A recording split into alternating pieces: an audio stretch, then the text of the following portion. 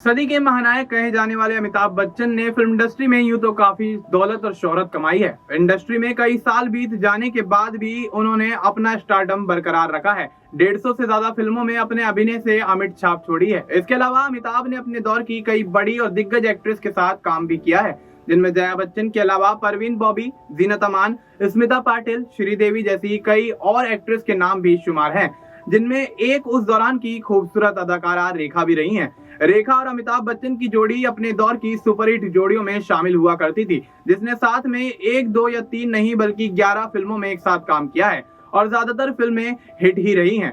दोनों साथ में दो अनजाने, आलाप, खून पसीना, गंगा की सौगंध, मुकद्दर का सिकंदर, मिस्टर नटवरलाल, सुहाग, राम बलराम, सिलसिला, नमक हराम, ईमान धर्म, कस्मे वादे जैसी कई फिल्मों में एक साथ नजर आए हैं। हालांकि दोनों की ये सुपरहिट जोड़ी 1981 में टूटती हुई नजर आई थी, जिसके बाद दोनों कभी बड़े पर्दे पर एक साथ नजर नहीं आए। अमिताभ बच्चन और रेखा के ज्यादातर फैंस ये नहीं जानते होंगे कि उनकी आखिरी फिल्म सिलसिला थी, जो बॉक्स ऑफिस पर जबरदस्त हिट साबित हुई थी।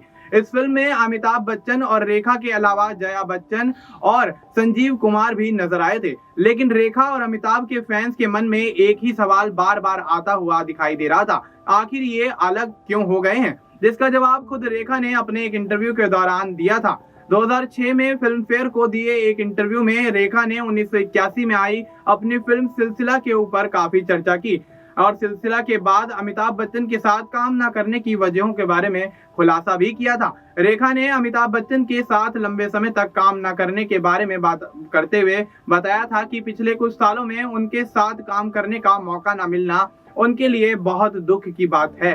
उन्होंने कहा कि मेरा नुकसान है कि मैं अमित जी के शानदार विकास का हिस्सा नहीं बन सकी हूँ।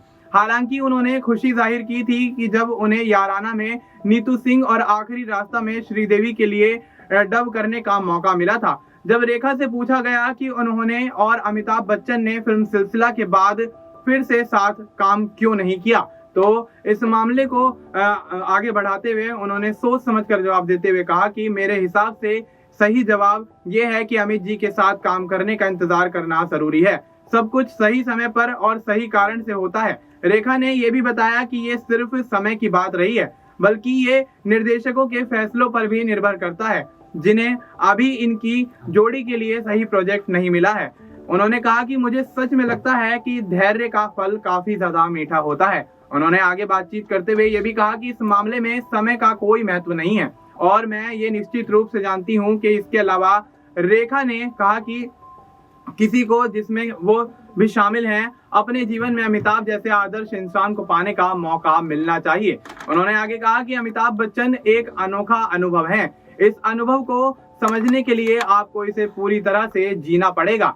उन्होंने सिलसिला का एक लाइन का जिक्र करते हुए कहा कि जो बातें शब्दों में नहीं कह सकते वो असली अभिव्यक्ति होती हैं। तो ऐसे में रेखा ने अमिताभ बच्चन और अपने रिश्ते को लेकर और उनके साथ किए गए काम को लेकर कई अनुभव साझा किए। तो दोस्तों, आपको रेखा के इस अनुभव के बारे में क्या कुछ कहना है, आप हमें कमेंट बॉक्स में जरूर बताएं। बाकी इस तरह की और अपडेट्स के लिए आप बने रहें नेक्स्ट 9 लाइव के साथ।